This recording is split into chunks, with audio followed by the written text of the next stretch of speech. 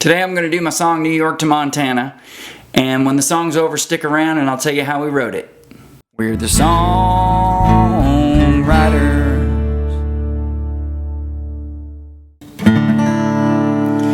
Willie woke up that morning with a price on his head. Them Lincoln Continental New Jersey boys, yeah, they wanted to see him dead. And on the Queensboro Bridge, running late for work, running scared and low on hope. When the second plane hit the building, that's when he became a ghost.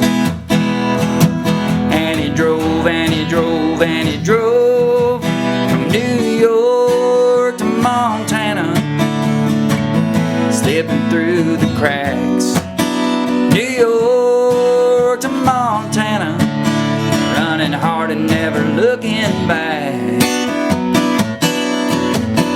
Willie made it through Chicago and he got back on the road the first daylight of the 12th. Crossing Minnesota on into North Dakota till he found his way to Kalispell. She put his picture and a flower in the chain link surrounding that smoldering holy place in the ground. Way too young to be a widow, all but little did she know that the better place he was now was flying on wings that he'd found from New York to Montana. Disappeared without a choice. New York to Montana, and dying just to hear her voice. But how could he imagine that he'd make a hand ranching and be riding the fence line at dawn?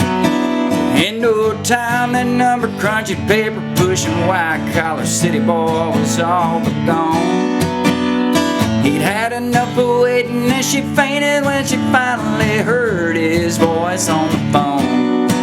If they could make it through the winter, they'd finally be together and they'd start a new life on their own.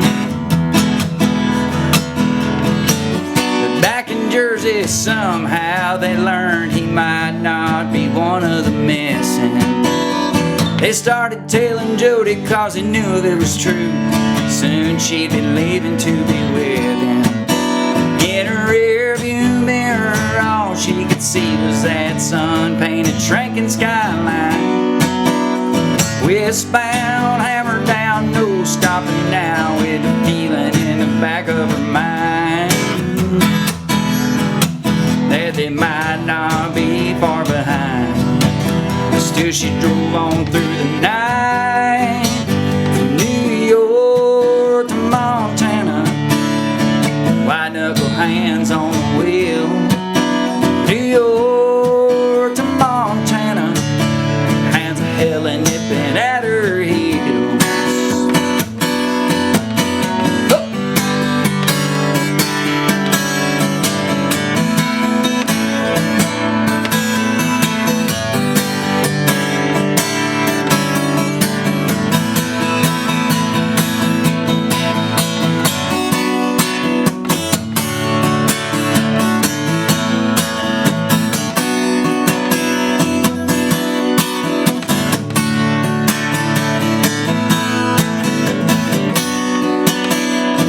Couldn't wait to hold her every minute she was closer if they didn't catch up with her first. When she spotted that link in her heart started sinking, things were about to take a turn for the worse.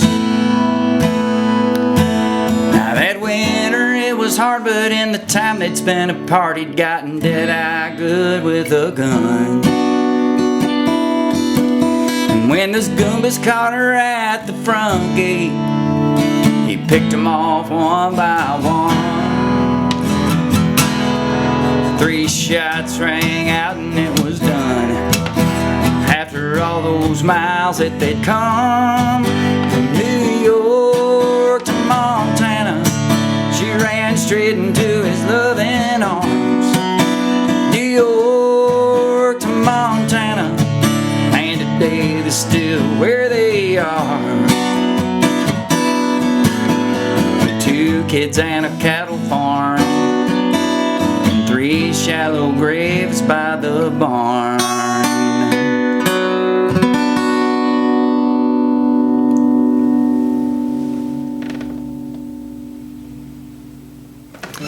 That song is on our Thom and Coley Shotgun CD, and the way that song came about was I had the idea for a long time, like right after 9/11 happened.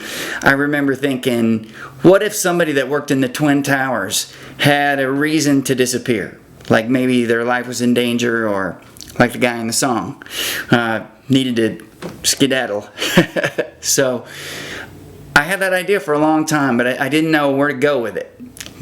All I had was the idea of the guy having to escape from New York.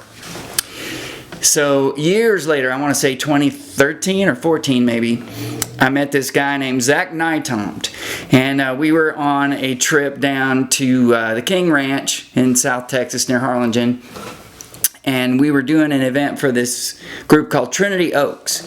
And what Trinity Oaks does is they take veterans, and they also take terminally ill children, people who have cancer, things like that.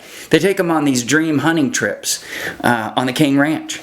And they get to go out and hunt these big animals called nilgais, which are like 700 or 800 pounds. They're like a big deer, but imagine they have like devil horns kind of straight up. They're not like antlers. They're just black. And so they get to take these folks on these trips. And a lot of times what they'll do is they'll have songwriters come down, and we are the campfire entertainment for the trip. But we also get to go on the hunts with them, and we also get to, shoot, skeet, and go fishing, and it's just really a cool thing that Trinity Oaks does for the veterans. And if you'd like to donate to them, their website is trinityoaks.org. So some great folks involved with that organization. But it was on one of those trips down there to the King Ranch that I met this young songwriter named Zach Nytomt. And when I met him, I said, "What's your last name?" And he said, "Nytomt." I said, that's an unusual last name. How do you spell that? And he said, well, it's like New York to Montana. Nytomt. As soon as he said that, it was like the idea unlocked in my brain. And I said, man, I have this song. This is going to sound crazy, but I have this song. I've had this idea for probably 12 or 13 years. And I never knew what to call it until now. So now that I know you and your last name, maybe we should write this thing together. So we ended up going our separate ways, and I believe we, maybe called each other. We were living in Austin at the time, and Zach was living up in Argyle, Texas, near Dallas.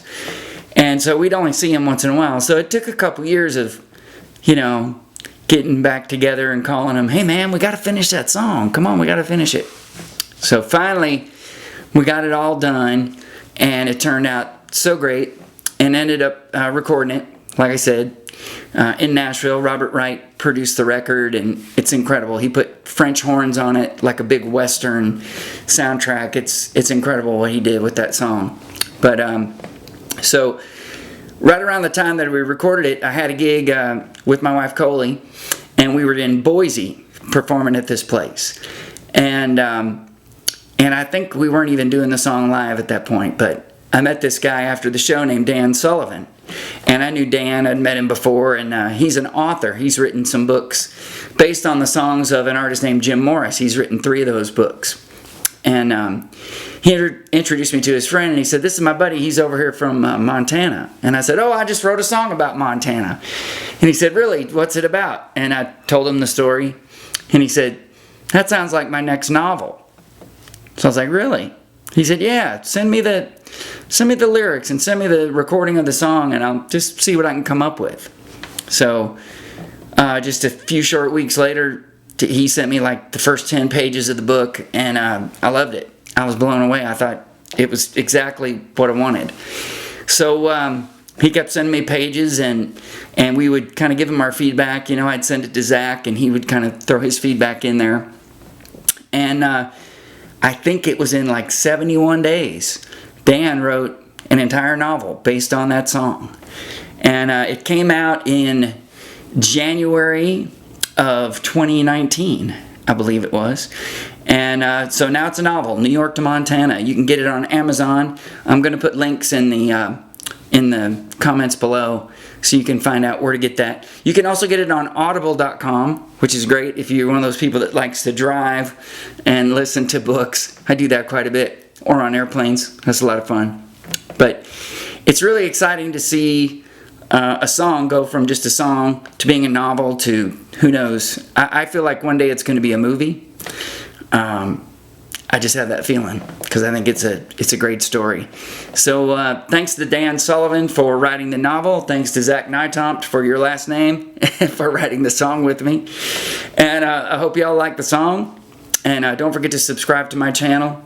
And you'll get notifications when I have a new video out. There's lots of stuff on here about songwriting and music in general. So anyway, thank y'all for listening. I'm Thom Shepherd.